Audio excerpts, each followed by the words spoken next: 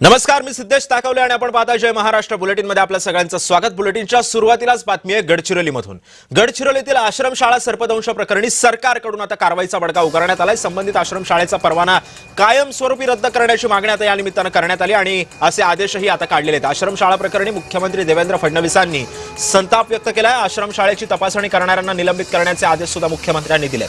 संबंधित आश्रमशाळा काँग्रेस नेते मारोतराव कोवासे यांची आहे। आश्रमशाळेची तपासणी करणाऱ्यांना निलंबित करण्याचे आदेशही देण्यात आलेले आहेत। सर्वंकष तपासणीची यंत्रणा उभी करण्याची सूचना सुद्धा मुख्यमंत्र्यांनी दिलेली आहे।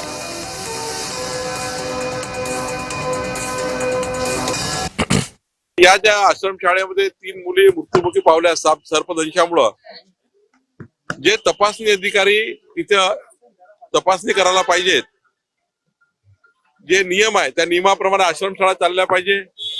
याकरता या घटनेमध्ये जे दोषी आहेत त्या अधिकाऱ्याला निलंबित करण्याच्या सूचना माननीय मुख्यमंत्र्यांनी दिल्या आहे।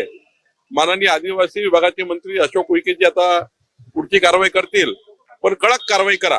आणि अशा यानंतर या आश्रमशाळामध्ये आश्रमशाळा चालकाच्या दुर्लक्षपणामुळे आणि आमच्या अधिकाऱ्याच्या दुर्लक्षपणामुळे कुठल्याही मुलांचा जीव जाऊ नये याकरता कडक नियमावली कारवाई करण्याचे निर्देश मुख्यमंत्र्यांनी दिले आहेत। अनुदानित आश्रमशाळेमध्ये शिकणाऱ्या विद्यार्थ्याप्रती अशा